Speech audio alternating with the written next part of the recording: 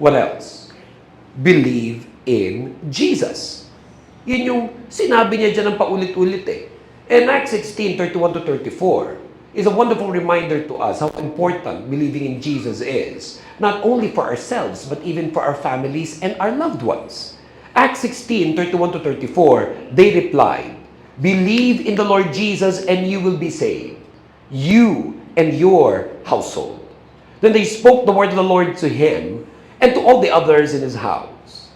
At that hour of the night, the jailer took them and washed their wounds. Then immediately he and all his household were baptized. The jailer brought them into his house and set a meal before them. He was filled with joy because he had come to believe in God, he and his whole household.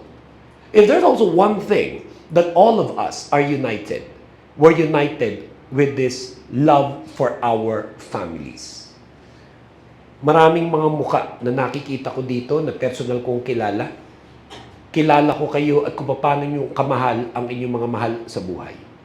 Ipaglalaban mo ang asawa mo, ang anak mo, ang apo mo, kapatid mo, at sino man. At even during this time of crisis, I myself, I feel the worries that a father has. I feel the worries that an uncle has, as my family and relatives are also in the Middle East. Bukod pa sa mga members ng ating spiritual family doon, na bukod sa kanilang physical safety because of these missiles, yung jobs nila, yung kabuhayan nila, I feel for all of them.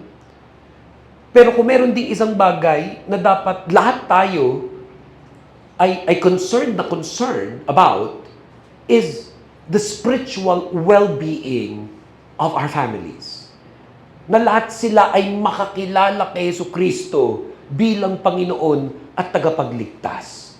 At kung posible, hindi lang maging mananampalataya, kundi maglingkod pa sa Diyos.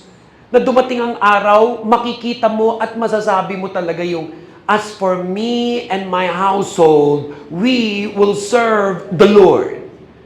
And that is why even during this time, bukod sa concern tayo sa physical well-being of our families, kasama pa na maging napaka-concern tayo yung spiritual well-being nila. Na ito nga yung magandang panahon, nasabihan natin sila ng sabihan. Lalo tayong mag-church ngayon. Lalo tayong lumapit sa Lord ngayon. Lalo tayong mag-pray ngayon.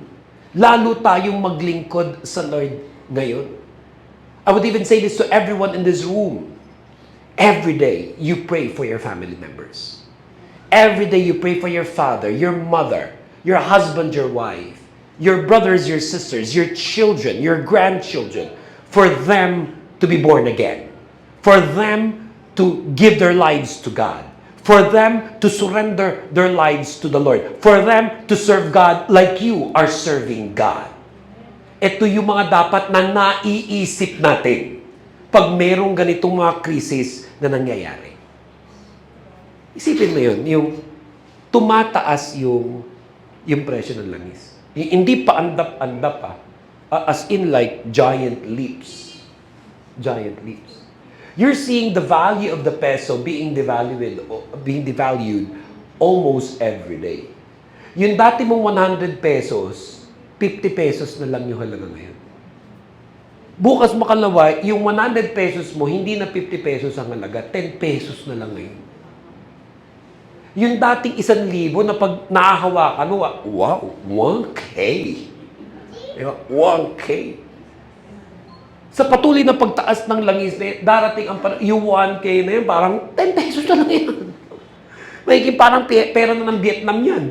Sa Vietnam, pagpunta ka sa Vietnam, milyon-milyon ang hawak-hawak ng mga tao doon. Pag sila'y namamasyal, milyonaryo ko. Pero yung value ng pera niya, napakaliit. So you will see, even places in the world, you know, like the Middle East, especially Dubai, for anyone who's been to Dubai, prior to this war, it's one of the most beautiful and one of the most safest cities in the world. That is really true. There is a reason why I stayed there for nearly 18 years now. I've never felt more safe sleeping in a bed except when I am in Dubai. Yung kahit hindi nakalaki yung pintuan ng bahay namin, yung kahit may mga delivery kami, halimbawa may nakalimutan pala si Ode nagpa-deliver sa Amazon, pinadeliver nung February, pagbalik namin nung Marso, nandun pa yung sa pintuan ng mismong bahay namin. Yung basura, yung pag tinapon mo, bukas makalawa, wala na. Dito sa bahay namin, yung basura, grabe. Iba yung amoy nung una ko siyang nilagay ito sa basurahan. Nung lumipas, maabot ay isang linggo, ibang-iba na talaga yung amoy niya. Tapos buti na lang talaga no isang araw, hindi ko alam yung eksaktong araw ng pick up ng basura doon sa subdivision namin, hindi ko alam eh. Buti nagkataon nandun ako sa baba. Tapos nakikita ko dumadaan yung truck, di sa loob-loob ko lang. Kukunin kaya niya yung basura namin? Kasi nandun na sa labas yun eh, nandun na sa... Hindi nga talaga kita may basura. Buti ka ako, naroon ako. Tayo ako, bigla punta ako, tinakbo ko. Sir, yung basura po lang, hindi basura po lang, dito. Yan ang mga gustong-gusto ko pag nakatira ako sa Molino, Bacoor, Cavite. Yan ang mga gustong-gusto ko. Doon lang sa East Service Road, yung papunta sa bahay naman ng mother ko sa Parañaque, East Service Road. Makikita mo doon, area by area, tambak na mga basura na hindi pinipick up. You don't see that in Dubai.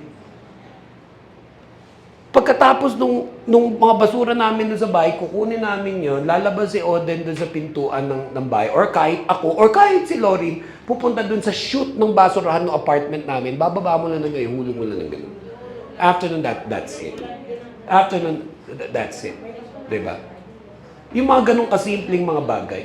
O maglalakad ka nang hanggang alas 3, alas 4 ng madaling araw, pero alam mo walang hold up eh. Bukod sa, alam mo rin namang walang mga hold up din sa'yo. Pero masarap din yung pakiramdam ng feeling mong walang mga hold up sa akin. Kahit wala naman talagang ma-hold up at all. Yeah. One of the safest places on the earth. One of the most beautiful places on the earth. And then this war is happening. This war is happening. Just another reminder. All of these physical things, all of these beautiful things, all of these material things, even the money that you have in the bank, all of the jewelry that you could keep can be in a snap of a finger, all having no value at all. All having no value at all. Kaya tayo bilang mga mananampalataya, lalo na pag panahon ng krisis, lalo tayo nare-remind na ito yung talagang may value. At yung talagang may value, yung believing in Jesus. Yan ang tunay na pamana.